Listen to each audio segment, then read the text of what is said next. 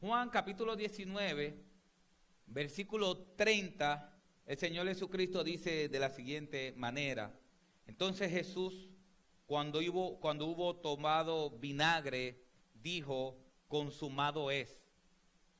E inclinando la cabeza, entregó su espíritu. He titulado este corto sermón, Misión Cumplida. Usted sabe que cuando nosotros comenzamos algo, quizás algún proyecto, quizás usted alguna vez en su vida ha comenzado algún proyecto, quizás de carpintería, quizás algún proyecto de algún trabajo en la universidad, cualquier proyecto. Y cuando usted finaliza ese proyecto, usted puede decir con mucha alegría, misión cumplida. ¿A cuánto le ha pasado eso en alguna vez? Que han comenzado un proyecto difícil, que durante ese proyecto han sudado, han sangrado, han llorado, pero al final cuando ven el proyecto culminado, dicen, gloria a Dios, misión cumplida. ¿Verdad que sí? Y realmente, aunque hayamos sufrido mucho durante ese proceso de lograr lo que queremos hacer, al final, cuando logramos esa meta, decimos misión cumplida. Muchos como padres le ha pasado eso. Han criado a sus niños desde pequeños y cuando sus niños salen, estudian y se convierten en siervos y siervas del Señor, pueden decir hasta cierto punto misión cumplida, aunque uno nunca deja de ser padre. En este momento es precisamente lo que Cristo exclama, es precisamente lo que Cristo dice. Cristo en este momento, en esta sexta palabra, dice consumado es. Esa palabra consumado significa tetelestai, significa todo quedó pagado. Entonces, cuando hablamos de este texto, yo sé que en algún momento usted lo ha escuchado. Cuando vemos este texto que Cristo dice consumado es, nos debe llegar a la mente algo. Y es que este texto implica sufrimiento. Es lo primero que este texto implica. Este texto está saliendo de la boca de Cristo. Para que tengan una idea, esto ocurrió un 14 de Nisan. ¿Por qué? Porque hay evidencia histórica de que Cristo sí murió y resucitó. Muchas personas dicen, ¿realmente eso ocurrió? No ocurrió, sí, eso ocurrió. Marcos capítulo 15 nos dice que eso fue un 14 de Nisan. En Nisan es el primer mes del calendario hebreo. Es lo que nosotros conocemos hoy como abril. Un 14 de Nisan, a las 9 de la mañana, Cristo fue crucificado. 14 de Nisan, 9 de la mañana, nuestro Señor Jesucristo fue crucificado. Recordemos algo. El Creador estaba siendo crucificado por la creación. La creación que Él le dio aliento de vida en Génesis. La creación que Él formó a su imagen conforme a su semejanza. Miles de años después, le estaba clavando las manos en un madero. 9 de la mañana. Cuando Cristo pronuncia estas palabras en un Marcos capítulo 15, nos dice que eran las 3 de la tarde. Cristo llevaba 16 horas entre juicio tras juicio, entre latigazo, entre castigo. Ya lo habían escupido, ya lo habían maltratado, ya la gente lo había injuriado, ya la gente había hablado mal de él. Cristo llevaba 16 horas consecutivas padeciendo a manos de su creación. Quizá para poder entender esto, le hago esta ilustración. Imagínese que su hijo lo trata como trataron a Cristo. Pongan en perspectiva eso. Que sus hijos, aquellos que usted creó, aquellos que usted formó, aquellos que usted cuidó, aquellos que usted alimentó, aquellos que usted protegió, aquellos que usted siempre le suplió lo suficiente y lo necesario, terminan escupiéndole, hiriéndole y traspasando sus manos con clavos en un madero.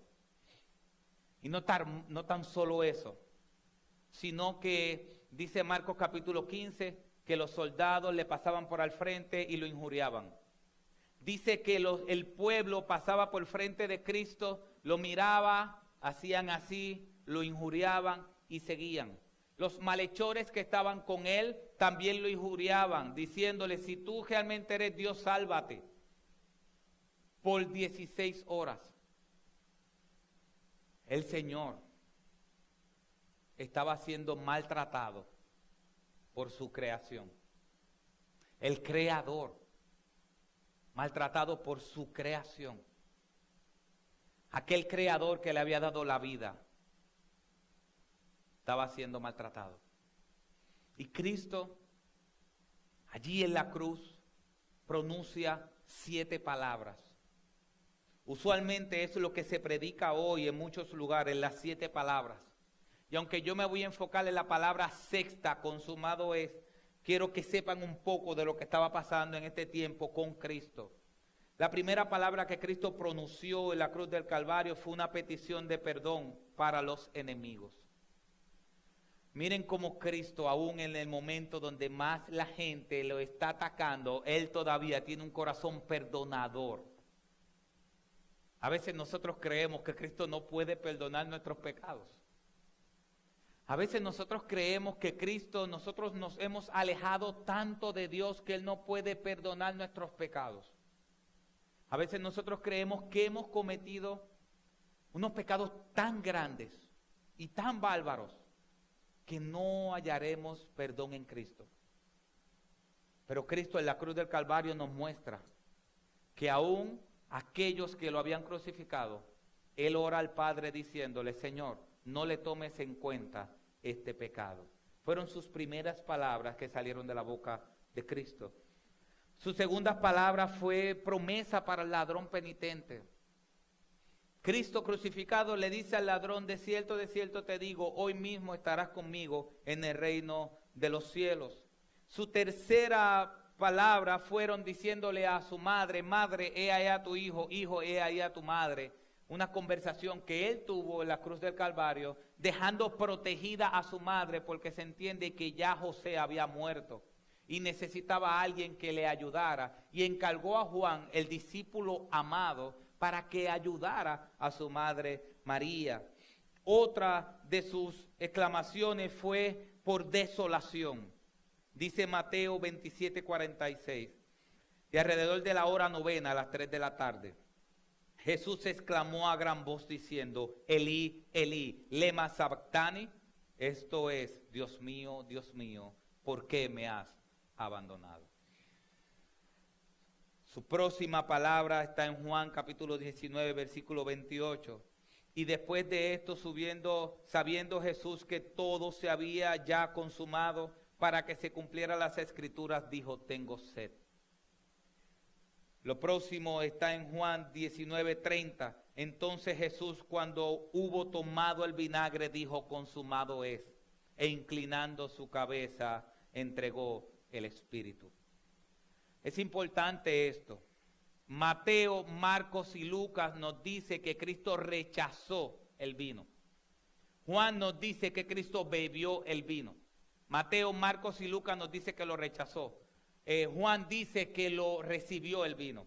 ¿Hay una contradicción en la Biblia? No, no hay una contradicción en la Biblia. Lo que nos está explicando Juan es que los labios de Cristo fueron mojados con vinagre. Y cuando él sintió el vinagre en sus labios, lo rechazó. Por eso es que Juan dice que bebió. Pero escuchen esto. En aquel tiempo, como un acto de misericordia, escuche esto, en aquel tiempo como un acto de misericordia, cuando las personas estaban crucificadas, le daban vinagre con hisopo. Y ese vinagre con hisopo, que cada una de las mujeres de Jerusalén tenían un balde con eso, se lo daban como un acto de misericordia a aquel que estaba crucificado. Como un acto de misericordia, ¿por qué? Porque cuando Cristo dice, tengo sed, Cristo fue crucificado a las 9 de la mañana y era las 3 de la tarde. Cristo había pasado todas las horas de mayor sol, las 11 del mediodía, 12 del mediodía, 1 de la tarde, 2 de la tarde, y ya su cuerpo maltratado y ensangrentado, estaba completamente destrozado y completamente necesitado de agua. Cuando le dan ese vinagre mezclado con hisopo, él lo rechaza. Pero es la segunda vez que lo rechaza. Marcos capítulo 15 nos muestra que antes de ese evento también intentaron darle vinagre con mirra, que era otro instrumento para calmarle el dolor de garganta y el dolor en los labios que le impartía el candente sol.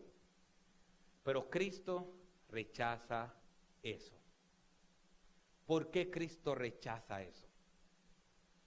Porque Cristo quería que la salvación tuya y mía le costara. Y aún un poco de alivio en el momento de él estar crucificado, él lo rechazó por ti y por mí. Aún un poco de alivio en Cristo crucificado para que cuando él tragara la poca saliva que tenía, no le doliera al tragar. Ni aún eso nuestro Señor y Salvador Jesucristo, ni aún eso lo aceptó. ¿Por qué? Porque Cristo tenía que beber toda la copa de la ira de Dios. Ahí crucificado, Cristo bebió toda la copa de la ira de Dios. Y dice C.J. Mahani que él bebió toda la copa de la ira de Dios para que tú y yo no tengamos que beber ni una sola gota. Hermano y amigo que estás aquí, quizás te lo digo un poco más gráfico. En la cruz del Calvario, el Padre aplastó a Cristo. En la cruz del Calvario, el Padre derramó toda su ira sobre su Hijo Jesucristo, para que tú y yo no tengamos que recibir su ira. La recibió Cristo. Eso que cantaba Rogers, glorioso intercambio, eso fue lo que pasó. Es como si Cristo, nosotros estamos crucificados y Dios nos quita a nosotros y pone a su Hijo Jesucristo. Glorioso intercambio. Las palabras consumado implican sufrimiento, implican dolor. Hermanos creyentes que estamos aquí, la salvación, siempre hemos dicho, hermanos, siempre hemos dicho, la salvación es de gratis. Dietrich Bonhoeffer dijo eso, la salvación es de gratis. Él le añade, el discipulado te puede costar la vida. Pero para nosotros la salvación fue de gratis. Y es de gratis. No es por medio de obras, no es por medio de lo que nosotros hagamos, no es por medio de sacrificios. Pero que la salvación sea gratis para ti y para mí no implica que en sí misma la salvación es gratis. La salvación realmente costó la vida del justo. La salvación tuya y mía costó la vida de alguien. Para ti y para mí es brindada como un regalo, pero costó sangre. La Biblia dice que nosotros fuimos comprados por precio. Y dice la Biblia que no fueron precio de oro ni de plata, sino precio de gloriosa sangre de nuestro Señor Jesucristo. Consumado implica sufrimiento. Sufrimiento de Cristo. No tan solo un sufrimiento físico, escuche esto. Mel Gibson en la película nos hizo creer que el sufrimiento más grande que tuvo Cristo fue el físico. Y yo quiero aclararte eso. Antes de Cristo, muchas personas habían muerto de la misma manera. Después de Cristo, otras personas murieron de la misma manera. Lo que hace sufrimiento, lo que nosotros podamos ver, el sufrimiento de la muerte de Cristo, no es tan solo por los latigazos y la manera en que murió, sino que en ese momento, cuando Cristo cargaba los pecados del mundo entero, la misericordia de Dios no estaba sobre él. Dios quitó su mano. Si nosotros hoy vivimos como vivimos y no vivimos peor, es porque la mano de Dios está con nosotros. En ese momento, Cristo fue abandonado por el Padre Entonces a veces nosotros vemos la imagen de Cristo crucificado y nos da pena el castigo. Y es verdad, Él recibió un castigo brutal que te tocaba a ti y a mí. Pero el castigo más grande que recibió Cristo no fueron sus latigazos, fue el abandono del Padre. Por eso es que en un momento dado, en una de sus palabras, Él dice: Dios mío, ¿por qué me has abandonado? Hermanos, Cristo recibió el abandono del Padre para que nosotros recibiéramos la presencia del Padre para siempre. Cristo recibió el abandono de Dios. Y eso nos da garantía a nosotros que Dios no nos va a abandonar a nosotros. Por Cristo. Consumado es implica sufrimiento. Pero consumado es también implica cumplimiento.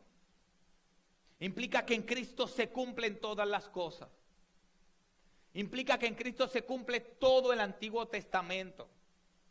La ley de Dios, esa ley que Dios dio en el Sinaí a Moisés, que le dio esos 10 mandamientos, que nos han enseñado que esos 10 mandamientos tenemos que cumplirnos para podernos salvar. Escuche. La ley en el Sinaí de los 10 mandamientos no fueron dadas para que el hombre se salvara por medio de ellas. Fueron puestas para acusarnos, para que nosotros veamos cuán pecadores somos. Cuando nosotros vamos por la autopista hay un sign de 65 millas. Entonces nosotros podemos ver a cuántas millas podemos ir conforme al sign. Si el sign dice 65, ese sign me muestra cuál es la ley y yo debo cumplirla.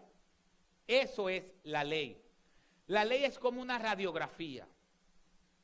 Esta semana a mí me dio un dolor, me había dado hace 2 años, no me había vuelto a dar, me dio, si no me equivoco, el miércoles. Fui al hospital, el médico me envió a hacer una placa de la cara. Cuando el médico me envía a hacer la placa, realmente la placa no me ayuda en nada. La placa solamente le dijo al médico lo que yo tenía, pero la placa no me cura. Es lo mismo que hace la ley. La ley me muestra mi pecado, pero no puede hacer nada con mi pecado.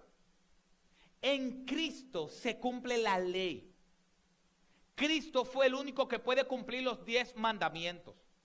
Y nosotros cumplimos esos 10 mandamientos a través de Cristo. Cuando Él dice consumado es, lo que Él está diciendo es que toda la ley del Antiguo Testamento se cumple en mí. Y nosotros la cumplimos en Cristo. Sin Cristo no podemos cumplir la ley de Dios.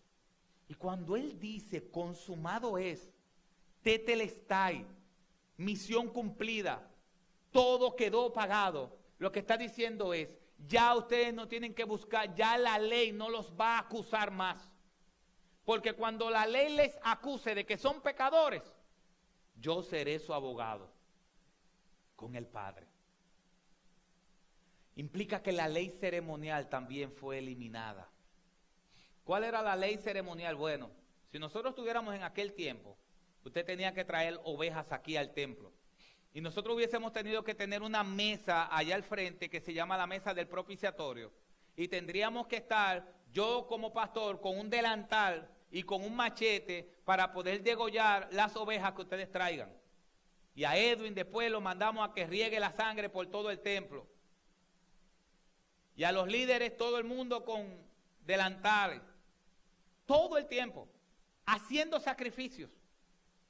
La ley ceremonial implicaba sacrificio. Todo el mundo para poder tener una relación con Dios necesitaba hacer sacrificio. Pero todo eso era sombra de Cristo, porque Cristo es el verdadero único sacrificio. Eso lo dijo Juan el Bautista. He aquí el Cordero de Dios que quita el pecado del mundo. Cristo. Cuando Cristo está en la cruz y dice consumado es, lo que Cristo está diciendo es la salvación fue cumplida en mí. El cumplimiento. Pero no tan solo el cumplimiento del Antiguo Testamento, sino que tetelestai también implica el cumplimiento de las promesas futuras. ¿Sabes qué implica eso? Implica que hay un cielo nuevo. Hay un cielo nuevo. Que hay una tierra nueva. Que lo que nosotros conocemos hoy como tierra, algún día va a ser destruida. Y vendrá una tierra nueva. Y nosotros reinaremos con Él. Tetelestai, consumado es, implica que en la primera venida de Cristo, Él vino como cordero. En la próxima venida Él vendrá como león. Escuche, este texto no tan solo implica sufrimiento, no tan solo implica cumplimiento, este texto implica deuda. Este texto implica deuda. Por ejemplo, la palabra tetelestai significa todo quedó pagado. Vamos a hacer un ejemplo más gráfico. ¿Cuántos han pagado un préstamo? Hemos pagado un préstamo, ¿verdad? ¿Cuántos estamos locos por pagar un préstamo y saldarlo? Amén, ¿ah? El de la casa, el de la guagua, que uno por emoción va y se compra una guagua y después tiene que estar pagándola. Cuando uno salda un préstamo, uno está loco con ese último pagaré y uno lo guarda. Y cuando uno llega, uno se le gira en la cara a la muchacha, ¡ey, ya no voy a tener que pagar más un 25%!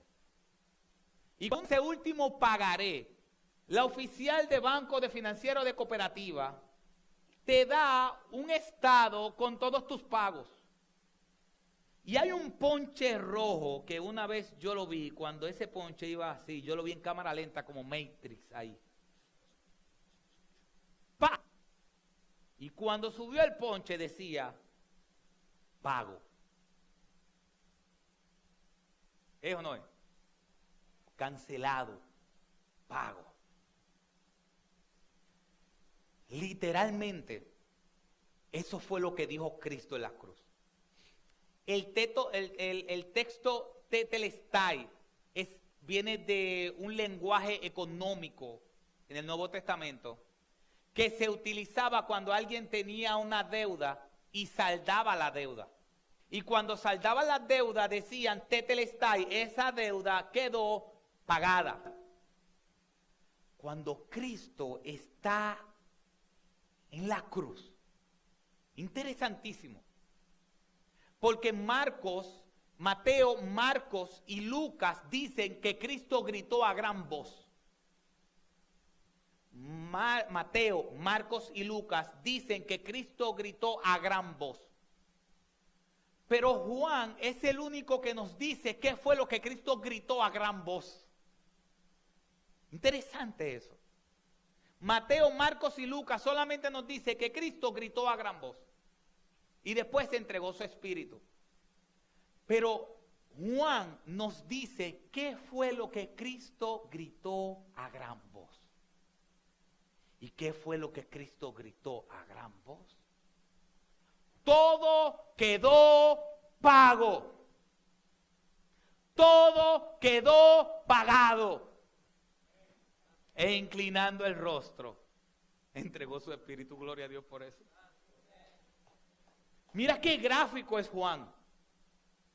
Los demás nos dan el contexto espiritual. Nos dice que Cristo entregó su espíritu. Juan es el único que nos da la narración específica de cómo Cristo entregó su espíritu. Nos dice que Cristo inclinó el rostro. Pero eso fue lo que gritó. Porque cuando uno salda algo, uno brinca de contento.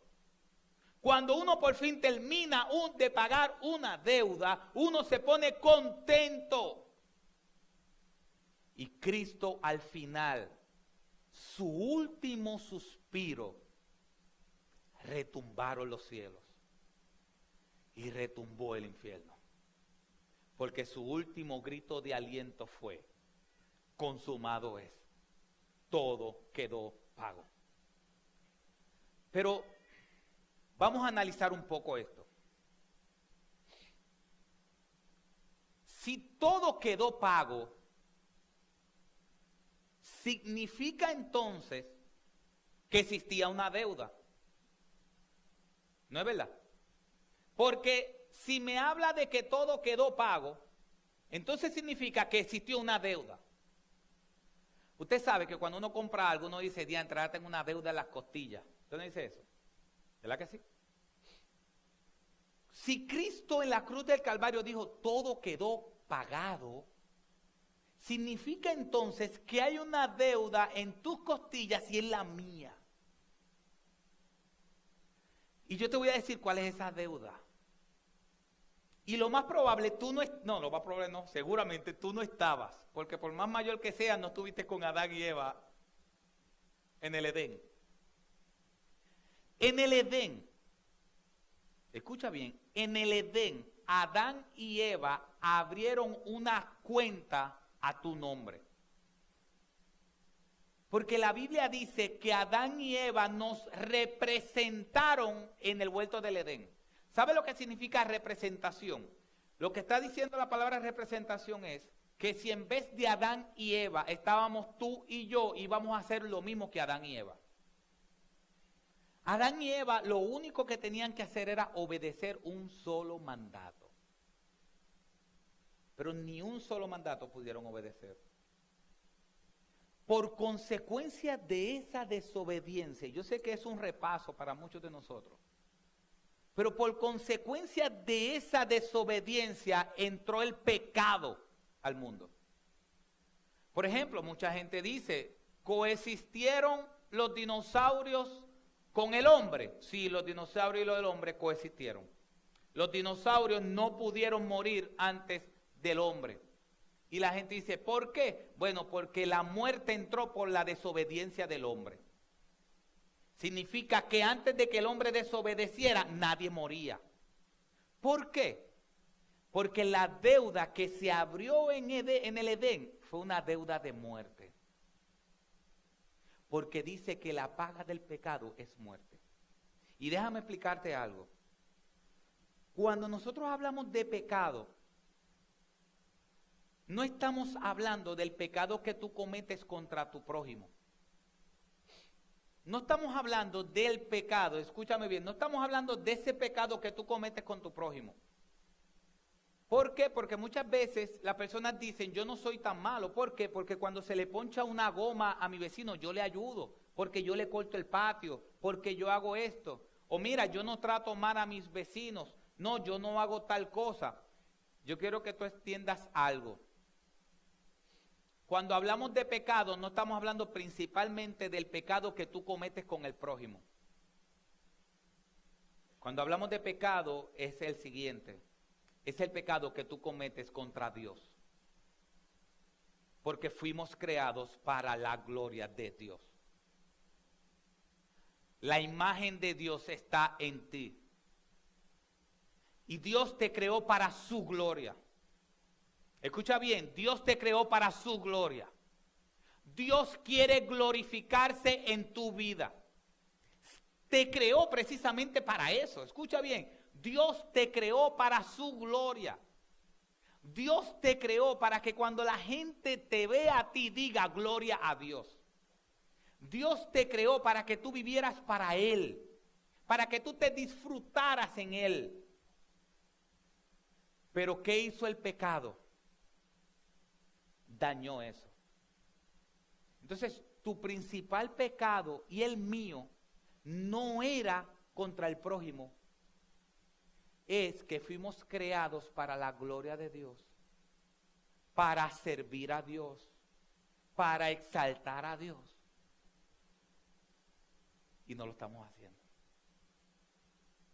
Y eso es una deuda. ¿Y cuál es la paga de esa deuda? La muerte. Entonces Cristo dice: la deuda quedó pagada. ¿La deuda para quién quedó pagada? Y quizás tú me dices: bueno, ¿Para quién quedó pagada la deuda? Quedó pagada para los que creen en Cristo. Quedó pagada la deuda de muerte para aquellos que se rindieron a los pies de Cristo. Entonces tú me puedes preguntar, ¿y cómo yo puedo hacer para que Cristo pague mi deuda? Porque quiero que sepas una cosa. Tú tienes esa deuda en las costillas. De esa deuda nadie se libra. Entonces quizás tú me estás preguntando, bueno, hay una deuda. Escuché que Cristo paga la deuda. ¿Cómo yo puedo hacer que Cristo pague mi deuda de muerte? Bueno, tienes, número uno, que arrepentirte de los pecados. Tienes que arrepentirte de vivir a espaldas de Dios. Sin arrepentimiento no hay perdón de pecado. Cuando viene un hijo a donde el padre, después de ofender al padre, y el hijo quiere seguir una relación como si nada hubiese pasado, el padre le dice, oye, ven acá, tú no vas a pedir perdón por lo que hiciste. Tú no estás arrepentido de lo que tú hiciste. Y si el niño dice, no, yo no estoy arrepentido, el padre lo va a tratar igual. No, hasta que se arrepienta. Porque cuando él se arrepienta, entonces, y veamos el corazón arrepentido, entonces podemos perdonar. Entonces, para Dios poder perdonar los pecados, tiene que haber arrepentimiento. Tiene que haber arrepentimiento. Tienes que arrepentirte de tus pecados. Si no, no hay entrada al cielo. Y tienes que creer en Cristo. Porque Él es el cumplimiento de todas las cosas. Pero tienes que creer en Cristo. Escucha bien, esto es tu vida eterna o tu muerte eterna. Hay un ateísmo práctico. Y el ateo práctico es aquel que cree que Cristo existe, pero vive como si Cristo no existiera. ¿Qué es un ateo práctico? Un ateo práctico es una persona que dice, no, yo sé que Cristo vive, pero vives tu vida como si Cristo no existiera. Todavía tienes la deuda en las costillas. Solamente arrepintiéndote ante Cristo. Arrepintiéndote de todos tus pecados. No de algunos pecados. No de los pecados que tú cometiste contra tu vecino. No los pecados que cometimos contra mis amigos. No, hay una persona que ha venido fallándole desde que naciste. Y esa persona es Dios. ¿Cómo Dios paga tu deuda? Arrepintiéndote de tus pecados. Y abrazando a Cristo como María Magdalena lo abrazó después de resucitado. Pidiéndole perdón al Señor. Y creyendo en Cristo. Viviendo para Cristo. Y si tú le pides perdón al Señor por tus pecados, y entonces quieres que Él perdone tus pecados y vivir y entregarle tu vida a Él. Entonces esas palabras que pronunció el Señor, la deuda quedó pagada, también quedó pagada tu deuda. Pero tú fácilmente puedes venir hoy y salir y como si hubieses venido un día más. Pablo dice, os rogamos que se reconcilien con Dios. Yo te ruego que te reconcilies con Dios. Tú eres su creación. Tú eres creación de Dios. Y yo quiero aclararte algo. La creación jamás puede vivir sin su creador. La creación jamás puede vivir lejos de su creador. Hoy, el Creador, por medio de su palabra, te está invitando a creer en Él y a depositar tu vida en Él. Yo sé que es posible que te hagan falta muchas cosas. Dinero, casa, carro, te pueden hacer falta muchas cosas. Pero yo quiero explicarte claramente qué es la necesidad más grande que tienes. la necesidad más grande que tienes en tu corazón es Cristo. Es la necesidad más grande. Porque mucha gente con muchas casas y con muchos carros han terminado suicidándose. ¿Por qué? Porque tienen un vacío en el corazón. Y yo no sé cómo tú has llegado aquí, pero es posible que tú llegaste aquí como yo llegué una vez. Aparentemente estaba todo bien, pero mi corazón necesitaba algo. Y yo te voy a decir qué es lo que tu corazón necesita. Tu corazón necesita a Cristo. Te invito a que tú hagas lo que todo cristiano hizo una vez. Arrepentirse de todos sus pecados y venir a Cristo y creer en Él. Inclinemos nuestros rostros. Padre Santo y bueno, te glorificamos y te exaltamos. Padre, yo sé que tú traíste a esas personas aquí para hablarle tu evangelio y tu palabra. Padre, glorifícate en sus vidas. Yo sé que aquí hay personas con necesidad, Señor. Y yo sé que hay personas que aquí tú le hablaste y tú le explicaste que sin ti no son nada. Padre, tráelos a tus pies. Tráelos, Señor. Tráelos, Padre. Álalos con cuerdas de amor, porque tú eres el único que lo puede hacer. Dale bendición, Señor.